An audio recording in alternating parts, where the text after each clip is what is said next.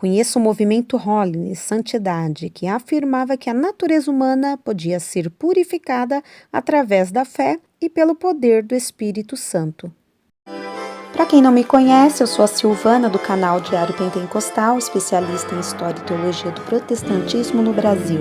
Se você ainda não é inscrito, se inscreve no canal, deixe seu curtir e compartilha com seus amigos para que mais gente conheça o canal.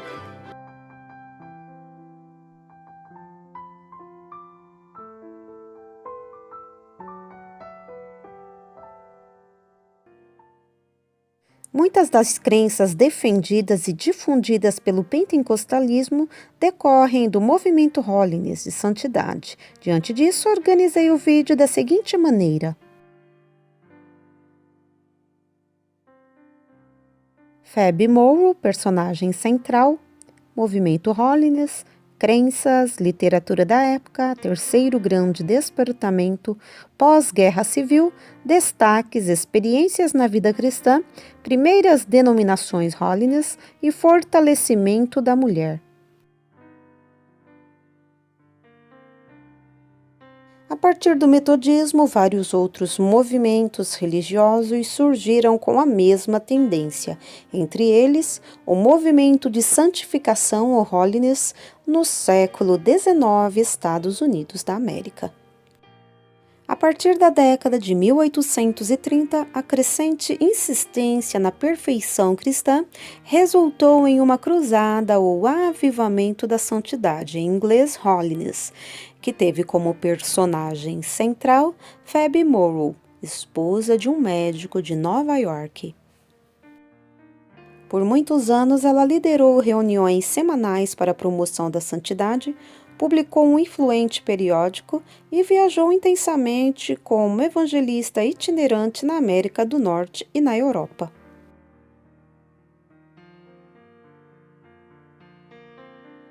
O movimento Holiness ensina que a natureza carnal da humanidade pode ser purificada através da fé e pelo poder do Espírito Santo e possibilita que seus pecados sejam perdoados através da fé em Cristo Jesus. Regeneração por graça através da fé com a garantia de salvação pelo testemunho do Espírito Santo. A santidade cristã começou mais e mais a ser entendida em termos do batismo com o Espírito Santo, sendo considerada uma segunda bênção distinta da conversão. Ao mesmo tempo, deu-se ênfase crescente ao Pentecoste como arquétipo dos avivamentos e à importância de resgatar a vitalidade e o poder do cristianismo primitivo.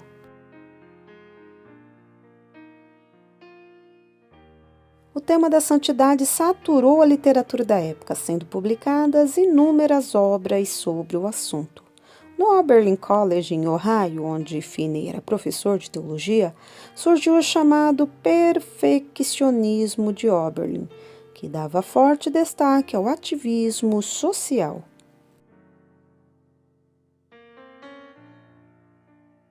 O avivamento de 1857 a 1858, considerado por alguns o terceiro grande despertamento, difundiu de modo especial os ideais dos movimentos de santidade e de perfeição cristã.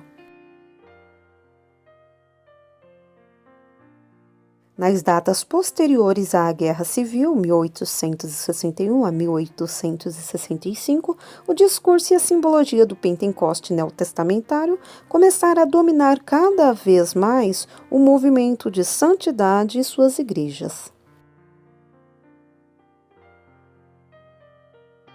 Outros destaques foram as profecias, geralmente no sentido sobrenatural e estático, as curas e os milagres. A Inódia também foi afetada, tendo surgido vários hinos pentecostais. Nessa época, muitas igrejas metodistas e de outras denominações que abraçaram o movimento Holiness e sua teologia passaram a criar suas próprias associações. A primeira foi a Associação Nacional Holiness, criada em 1867 em Vineland, Nova Jersey, e a maior delas, a Associação Holiness de Iowa, de 1879. Com o passar do tempo, alguns líderes Hollins passaram a falar no batismo com o Espírito Santo e com fogo como sendo uma terceira experiência na vida cristã, distinta tanto da conversão quanto da plena santificação. Nos últimos anos do século XIX, surgiram as primeiras denominações do movimento de santidade.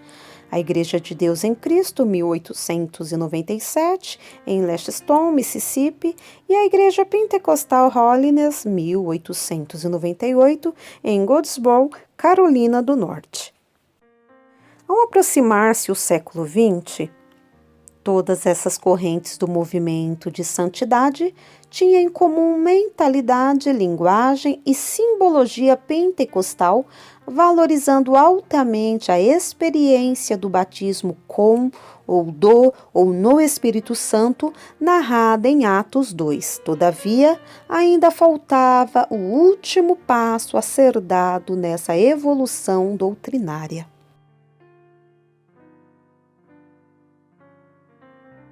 O movimento Holiness trouxe à luz 3 importantes temas bíblicos que fortaleceram os direitos da mulher e sua influência pública.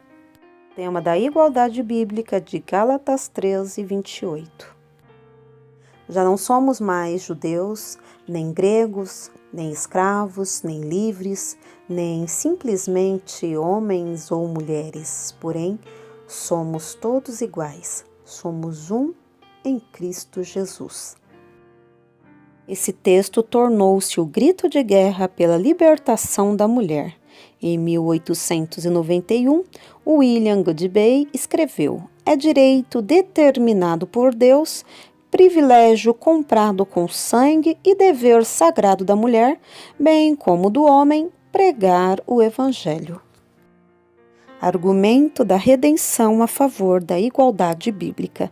A questão é: se as mulheres estão sob maldição por causa da queda, agora, pela virtude da redenção, a maldição associada a esse acontecimento foi quebrada pela obra de Cristo. O lema pentecostal é favorável à igualdade bíblica. Esse lema, baseado em Joel 2:28 e Atos 2:17 e 18, destaca o derramamento do Espírito sobre homens e mulheres igualmente, capacitando ambos para o ministério do final dos tempos. "E depois disso eu derramarei o meu espírito sobre todos os povos. Seus filhos e filhas profetizarão, os velhos terão sonhos e os jovens terão visões." Depois disso eu derramarei o meu espírito sobre todos os povos. Seus filhos e filhas profetizarão, os velhos terão sonhos e os jovens terão visões. Naqueles dias derramarei o meu espírito até sobre os meus servos e minhas servas, e eles profetizarão, e farei coisas espantosas na terra e no céu, sangue, fogo e colunas de fumaça.